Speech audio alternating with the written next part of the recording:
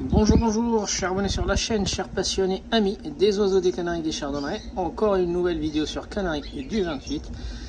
Donc aujourd'hui, ça va être en fait un petit nettoyage. Donc un nettoyage une semaine sur deux, un nettoyage en profondeur avec en fait les grilles qui sont à laver et le papier qui a changé. Et une semaine sur deux, l'autre semaine, la deuxième semaine, en fait, c'est juste gratter. Et donc ce que je fais, c'est que je gratte les grilles. Donc à l'aide d'un spatule, et puis je vais aspirer, donc ça par exemple chez les canaris, je vais aspirer tout ça. Donc vous voyez très bien qu'il n'y a pas de liquide, hein. Ça c'est l'effet des probiotiques, encore une fois. J'aspire et je retourne en fait le papier. Si je retourne le papier, voilà, le papier il est propre derrière.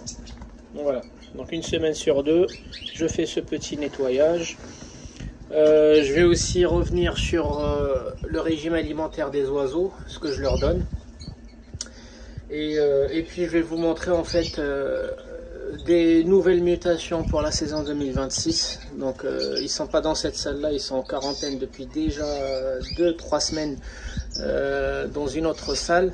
Donc je vais vous montrer pour 2026 ce qui va nous attendre comme programme pour découvrir en fait les particularités de nouvelles mutations. Et puisque c'est ces nouvelles mutations, je reviendrai aussi en fait sur les... Vous voyez ici un canari frisé. Donc sur l'hybridation, si vous vous rappelez, dans la saison passée, j'avais hybridé deux types de canaris. Donc le UP allemand avec le frisé Fiorino. Et donc jusqu'à la mue, les jeunes ils étaient ordinaires en fait. Ils étaient des canaris avec des plumes vraiment ordinaires. Et puis après la mue, je commençais en fait à voir des frisettes sur les canaris, comme celui-ci là. Celui-ci c'est un hybride. Et derrière là-bas le jaune aussi c'est un hybride. Sur la poitrine, vous voyez très bien qu'ils ont fait des fleurs. Ils ont des toupets au niveau de la poitrine.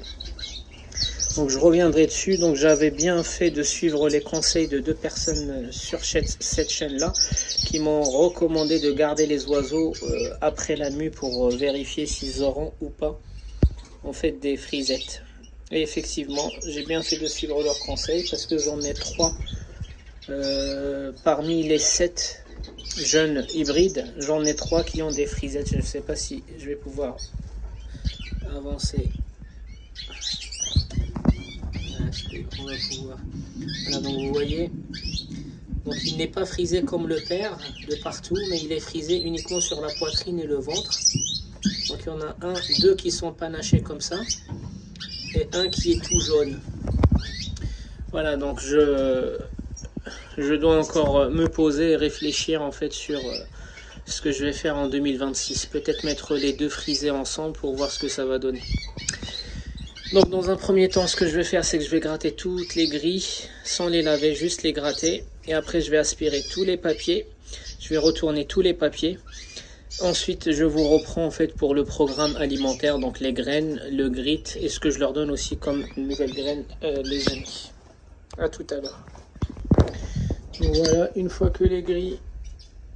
Attendez, il va focaliser. Voilà, une fois que les grilles, elles sont grattées. Le papier, donc la partie sale, elle est en dessous. Vous voyez très bien que quand on la retourne, on l'aspire d'ailleurs et on la retourne. Alors moi, je vous déconseille de faire cette technique si vous avez des oiseaux malades. Si vous avez des oiseaux malades, dans leur fiente, il y a des microbes et des maladies. Donc si vous avez des oiseaux malades ou si vous avez un papier qui est humide, je vous conseillerais plutôt de remplacer directement le papier. Et voilà, moi, comme les fientes des oiseaux, elles sont sèches. Voilà, donc j'ai retiré avec l'aspirateur tout ce que je peux retirer. Je les ai retournés, pas d'humidité et pas d'oiseaux malades. Ok? Donc maintenant on va passer à la partie graine.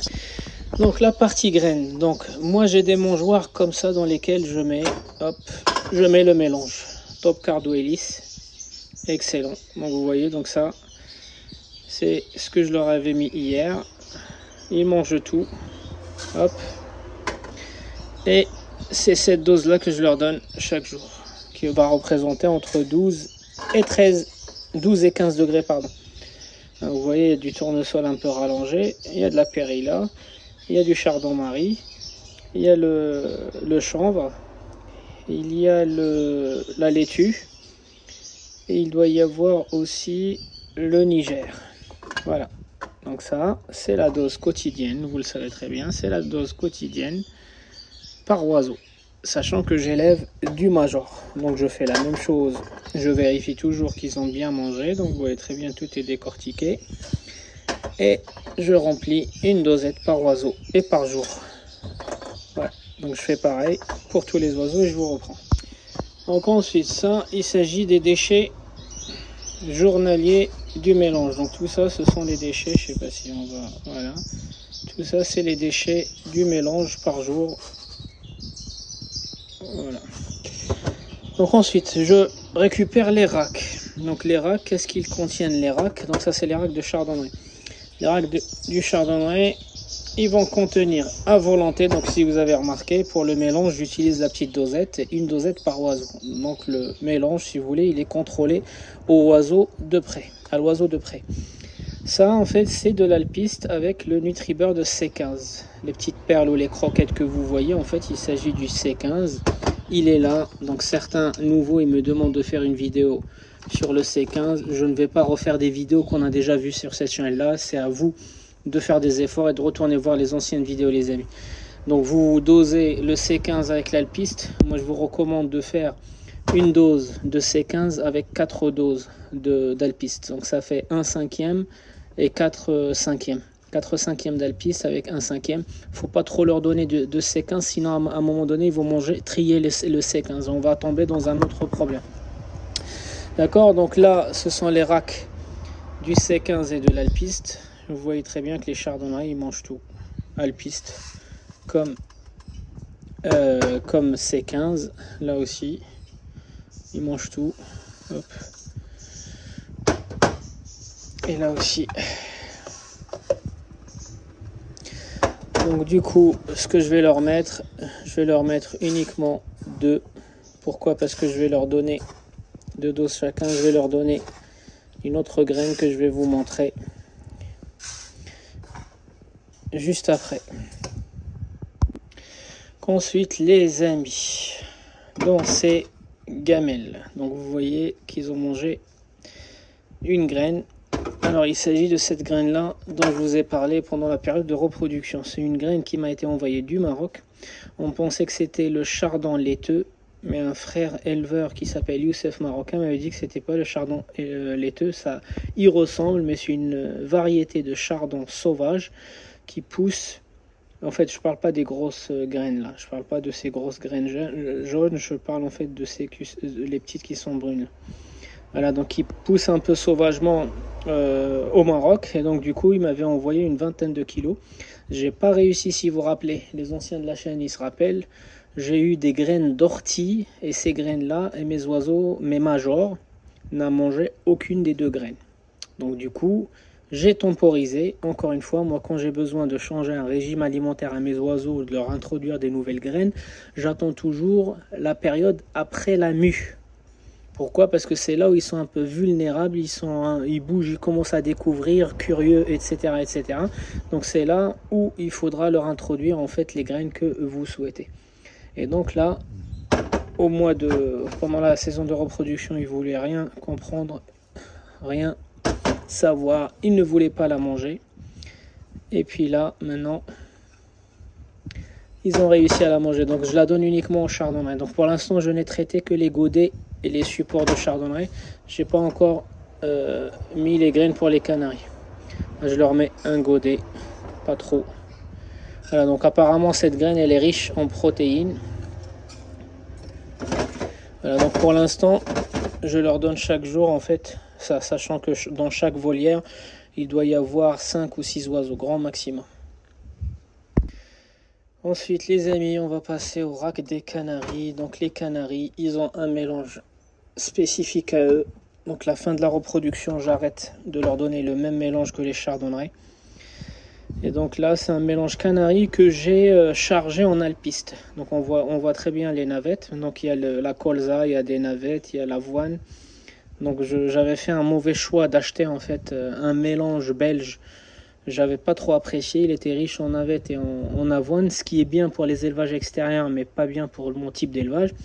Donc pour récupérer le coup, en fait, j'ai chargé un peu en alpiste. Pour pas qu'ils aient, en fait, pour pas qu'ils s'engraissent trop vite. Et donc du coup, les canaris aussi mangent tout.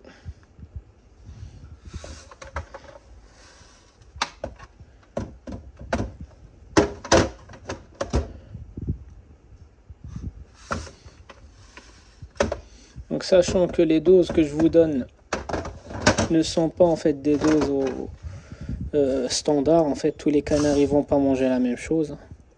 Donc il y a un rack où je mets 8 doses, ce sont les jeunes, et un rack où je mets plutôt 3 zones, ce sont les reproducteurs en fait.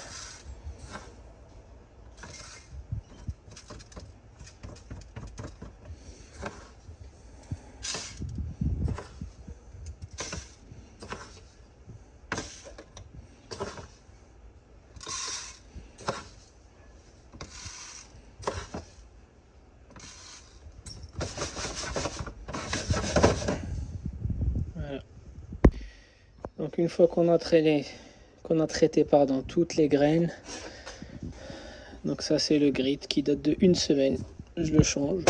Donc le grid chaque week-end je remplis les godets. Vous voyez que certains ils le mangent entièrement et d'autres pas.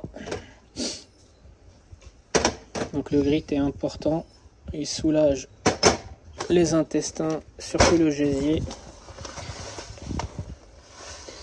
Donc moi je le change chaque semaine parce qu'il a pris beaucoup de poussière, des fois ils font des fientes dedans, etc. etc. Donc pour pas laisser les moisissures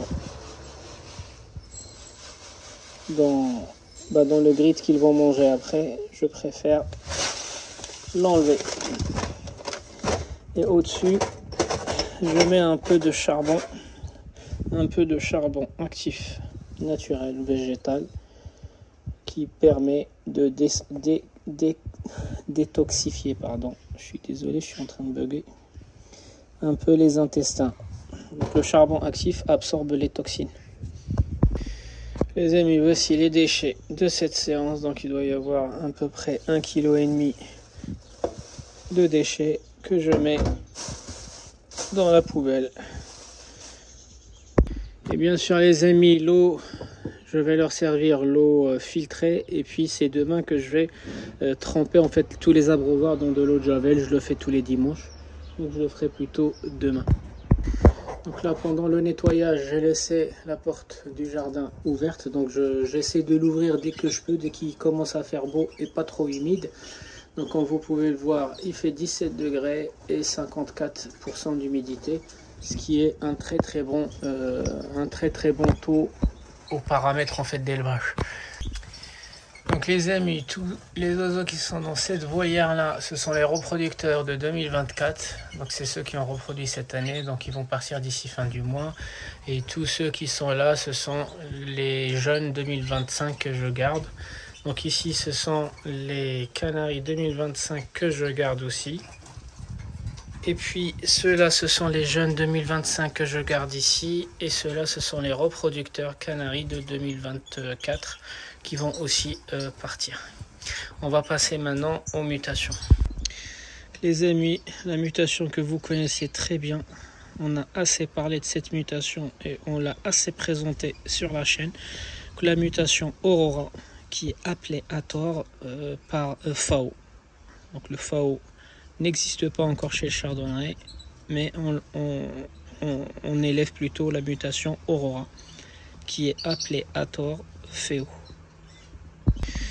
Ensuite, la mutation facteur foncé, qui est aussi appelée à tort par la mutation noire, les amis.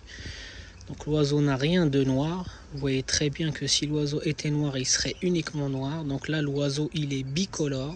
Donc il est brun et noir. Donc la vraie appellation n'est pas la mutation noire, mais c'est la mutation facteur foncé. Un peu comme les moniaux chez les canaris. Donc si l'oiseau était une mutation noire, elle serait unique. Elle ne peut pas être superposée à d'autres mutations mélaniques. Or que cette mutation facteur foncé a déjà été fixée sur la mutation agate, sur la mutation brune, et le sujet que vous voyez dans ma main, c'est du classique en facteur foncé. Ça veut dire quoi? Ça veut dire il va accélérer les pigments qui existent sur l'oiseau. Et comme chez le classique, il existe les pigments mélaniques bruns et noirs, bah, il accélère les deux. C'est pour ça la poitrine, les flancs et le dos sont bruns, ainsi que la queue et les ailes sont noirs. Donc il a juste accéléré les pigments ordinaires qui sont sur un oiseau classique. Pourquoi le masque il est noir? Tout simplement, le masque il est rouge et noir parce que les pigments noirs du bas des plumes, comme ils ont été accélérés, ils sont remontés en fait sur la zone rouge du masque, les amis. C'est ainsi qu'on voit un masque noir et on pense que c'est un oiseau noir, mais c'est pas du tout un oiseau noir. Je vous mets en fait cette mutation appliquée sur le brun, facteur foncé brun, et je vous mets aussi une photo du facteur foncé agate. Donc si c'était une mutation noire, elle serait unique, un peu comme le FAO qui serait unique, mais il n'existe pas. Donc la mutation noire n'existe pas chez le chardonneret. Le vrai nom, c'est le facteur foncé, comme c'est cité dans le livre Le Chardonneret, le ténor des passereaux.